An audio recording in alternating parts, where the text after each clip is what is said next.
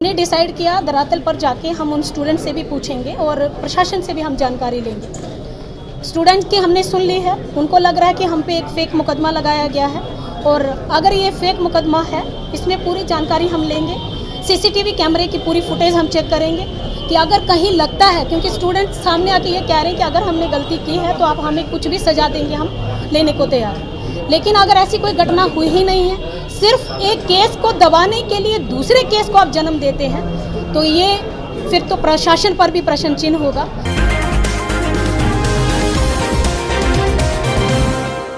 18 सितंबर की रात अंबेडकर छात्रावास और स्थानीय लोगों के बीच हुई झड़प के दौरान देर रात अंबेडकर छात्रावास के बाहर जमकर गोलीबारी की गई थी। इसके बाद इस घटना में अंबेडकर छात्रावास के रहने वाले 3 छात्र जो हैं गंभीर रूप से घायल हो गए थे। वहीं शुक्रवार को इस पूरे मामले की जांच करने दिल्ली से चलकर अनुसूचित जाति आयोग की टीम पहुंची है पटना। वहीं बता दें आपको कि प्रेस कॉन्फ्रेंस कर तमाम जानकारी जो है अनुसूचित जाति आयोग की टीम ने दी है। बता दें आपको कि अंबेडकर छात्रावास जो है वो कहीं ना कहीं क्रिमिनलों का अड्डा बन गया है। वहां पर अनुसूचित जाति आयोग के सदस्य अंशु बाला ने अंबेडकर छात्रावास और स्थानीय लोगों के बीच हुई झड़प मामले की जानकारी जो है अंबेडकर छात्रावास में रहने वाले छात्रों से जो है पूछताछ की। वहीं छात्रों ने घटना का सारा जो है तमाम बात जो है वो बताया। आयोग के सदस्य अंशु बाला जो है वो पहुंची थी, वहीं तमाम चीजों की जानकारी उन्होंने लिया। उसके बाद मौके पर मौजूद पुलिस अधिकारी को घटना के वक्त का सीसीटीवी फुटेज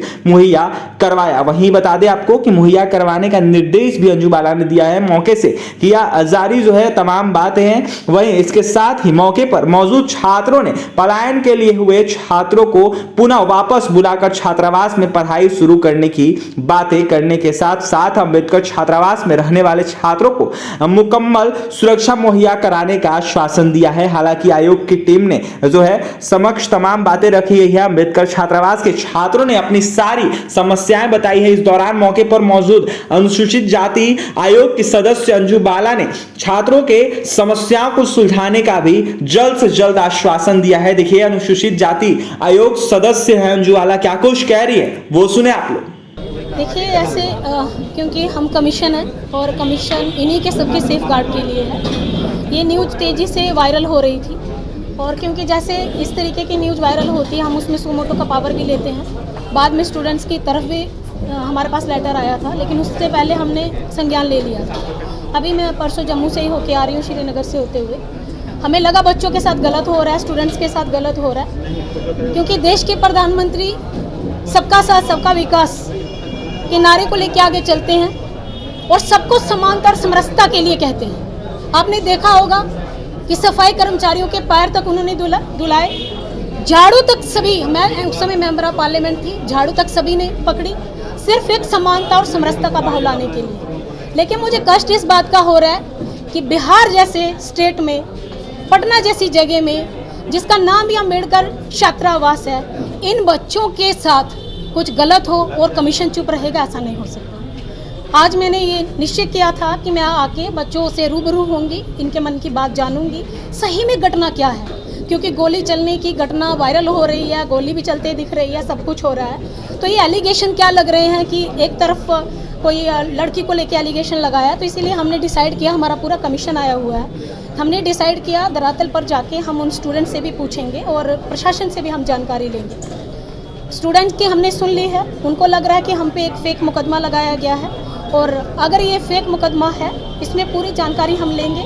सीसीटीवी कैमरे की पूरी फुटेज हम चेक करेंगे कि अगर कहीं लगता है, क्योंकि स्टूडेंट सामने आके ये कह रहे हैं कि अगर हमने गलती की है तो आप हमें कुछ भी सजा देंगे, हम लेने को तैयार हैं। लेकिन अगर ऐसी कोई घटना हुई ही नहीं है, सिर्फ एक केस को दबाने के लिए दूसरे केस को आप जन्म देते हैं, तो ये फिर तो प्रशासन पर भी प्रश्न चिन्ह होगा।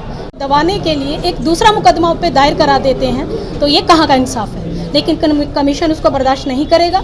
कमीशन इन बच्चों के लिए आया है, इनके सेफ गार्ड के लिए है, इनके सुरक्षा के लिए है। निरीक्षण के दौरान क्या कुछ पाया आपने, क्या कुछ? जहाँ तक मुझे लगा है, जो स्टूडेंट्स बोल रहे हैं, क्योंकि वो भी सीसीटीवी फुटेज की बात कर रहे हैं, अभी हम प्रशासन से वो कैमरे की पूरी फुटेज लेंगे और अगर ये कोई भी हमें प्रूफ नहीं मिलता है तो ये केस पंच होगा, ये केस खत्म होगा और जो दूसरा केस है वो चलेगा। छात्रों पे भी स्थानीय लोगों ने गंभीर आरोप लगाए थे, उस मामले की आपने जांच की, क्या कुछ निकल कर सामने आया? क्योंकि अभी तक हमें उसके कोई ऐसा प्रूफ नहीं मिल रहा है, एविडेंस नहीं मिल रहा है। बाकी अभी सर्किट हाउस में हमारी मीटिंग है, प्रशासन के साथ हम बैठेंगे, वो क्या तथ्य रखते हैं, उनकी तरफ से क्या प्रूफ हमारे सामने आते हैं, बाकी क्या प्रूफ आएंगे, वो क्या सामने हमारे लाते हैं, उसी तरीके के आगे का फिर हम कार्रवाई करेंगे। आप महसूस कर रहे हैं, उसके लिए क्या करेंगे? सॉरी, क्या बोला? बच्चे अपने आप को सुरक्षित यहाँ पे नहीं महसूस कर रहे हैं, पलायन हो रहा है। वो देखो, लाजमी सी बात है, जब गोली चलने की बात होती है, गोली चलने से उनको अपने आप को वो सुरक्षित महसूस नहीं कर रहे हैं। बहुत सारे बच्चों ने पलायन कर दिया, लेकिन हम उनको आश्वासन दे रहे हैं, पलायन मत करिए, अपनी पढ़ाई को यहाँ कंटिन्यू करिए और यहाँ पे सुरक्षा व्यवस्था की उनकी अभी हम प्रशासन से बात करके यहाँ सिक्योरिटी का प्रबंध कराएंगे और पूरी सुरक्षा को कई बार निकालने की बात होती है कि हॉस्टल खाली करो, ये सब कई बार हुआ है इससे पहले।